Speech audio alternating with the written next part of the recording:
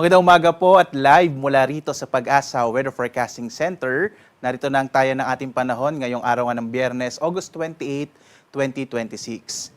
Sa ating latest satellite images, makikita po natin ang patuloy na epekto ng southwest monsoon o habagat at makikita natin na malaking bahagi nga ng Luzon at Kabisayaan ay makikita po na maraming mga kaulapan ngayon kaya po magiging malaki yung posibilidad ng mga pag-ulan sa malaking bahagi nga ng Luzon at Visayas, lalong-lalo na dito sa may western section ng Luzon. Ito po yung area ng Ilocos Region, Bataan, Zambales, maging ang ilang bahagi ng Calabarzon, Metro Manila at itong area ng Occidental Mindoro, kabilang na rin yung Oriental Mindoro. Patuloy pa rin nating minomonitor itong low pressure area na huli nating namatan sa 720 kilometers silangan ng Itbayat sa Batanes. Posible pa nitong maging bagyo lalo na this coming weekend pero hindi naman ito magkakaroon ng direktang epekto sa ating bansa. Hindi natin inaasahang maglandfall sa Pilipinas at ang magiging direksyon nitong low pressure area na kung sakaling maging bagyo ay sa may bahagi naman ng Taiwan. Kung sakali po maging bagyo ito, tatawagin natin itong Pilandok. Sa iba pang bahagi nating bansa, partikular na sa bahagi ng Mindanao, makakaranas naman ng bahagyang maulap hanggang sa maulap na kalangitan na may mga isolated o pulo-pulong mga pag-ulan, pagkilat, pagkulog. So mapapansin natin sa ating buong bansa, pinakamaliit yung mga posibilidad ng tuloy-tuloy na mga pag-ulan sa bahagi ng Mindanao habang mas malaki yung posibilidad ng mga kalat-kalat na mga pag-ulan sa Luzon at sa Visayas. As of 5 a.m. nga po, may naka-issue tayo na heavy rainfall warning. So ang heavy rainfall warning, ito yung posibilidad ng mga malalakas na mga pag-ulan at in-update po natin ito every 3 hours. So as of 5 a.m. nga, nakataas or naka-issue ang heavy rainfall warning sa Zambales, gayon din sa Bataan, orange warning, gayon sa Tarlac, Pampanga, at ilang bahagi ng Bulacan. Naka-yellow warning naman po itong Metro Manila, nalalabing bahagi ng Bulacan, at ilang bahagi ng Nueva Ecija. So mag-ingat po, lalong-lalo na yung mga lalawigan kung saan naka-issue nga itong heavy rainfall warning, posible po yung mga pagbaha at mga pagguho ng lupa. Samantala, may naka-issue naman tayo na weather advisory. So kung yung heavy rainfall warning ay within 3 hours, itong weather advisory naman natin, ito yung ating inaasahang magiging lakas ng mga pag-ulan within 24 hours.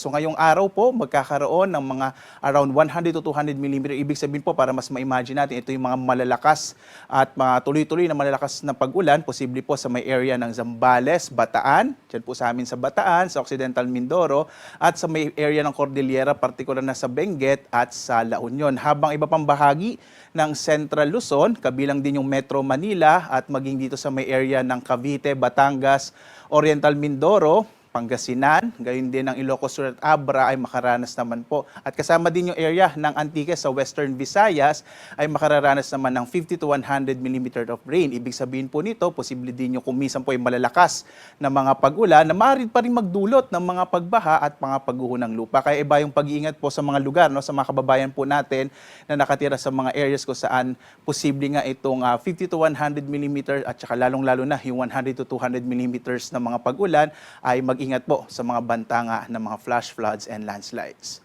At ngayong araw nga, makararanas po, lalong-lalo na yung area ng Bataan at Zambales ng mga malalakas na mga pag-ulan, habang iba pang bahagi sa may western section ng Luzon, kabilang ng Ilocos Region, gayon din ang bahagi ng Central Luzon, Metro Manila, gayon din ang Calabarzon at itong area ng Occidental Mindoro, makararanas po ng mga malalakas na mga pag-ulan. Habang ang nalalabing bahagi ng Luzon ay makararanas naman po ng maulap na kalangitan na may mga kalat-kalat na mga pag-ulan, pagkilat, pagkulog, lalong-lalo na itong silangang bahagi ng Luzon.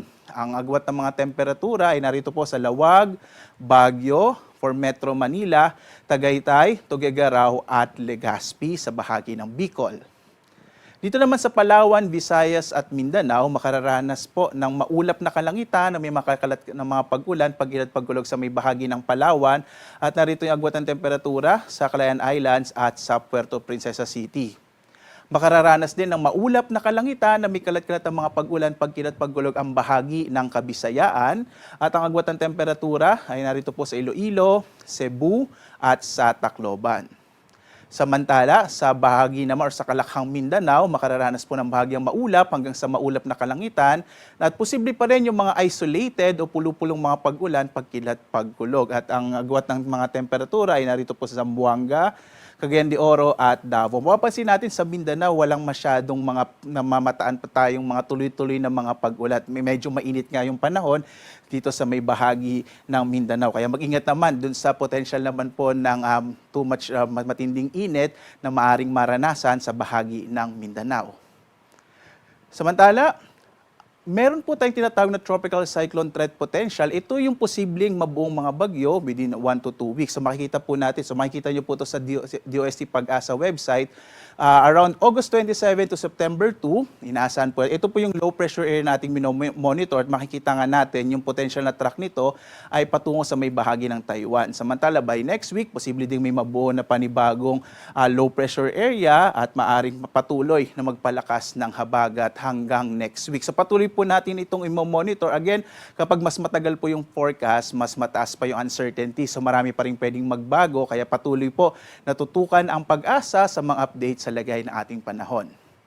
This weekend naman, inaasahan natin na magpapatuloy yung malalakas na mga pag-ulan ngayong Sabado hanggang Linggo. Kaya po itong long weekend natin, partikular na sa darating po na Sabado at Linggo, ay inaasahan natin na tuloy-tuloy yung malalakas na mga pag-ulan hanggang araw ng Linggo. Posibleng mabawasan po yan bandang hapon ng Linggo or Lunes na. Kaya sa mga kababayan natin na may mga activities this coming long weekend, ay consider natin yung in-expect po, inaasahan natin na mga malalakas na mga pag-ulan, lalong-lalo na sa may western section nga ng Luzon. Yung Ilocos Region, Cordillera, Central Luzon, Calabarzon, kabilang na yung Metro Manila at sa may area ng Mindoro provinces.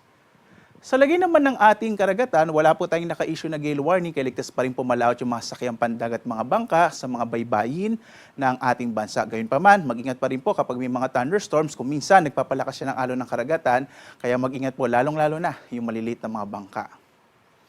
Ang araw naman natin ay sisikat, ganap na 5:44 na umaga at lulubog, ganap na 6:11 ng gabi.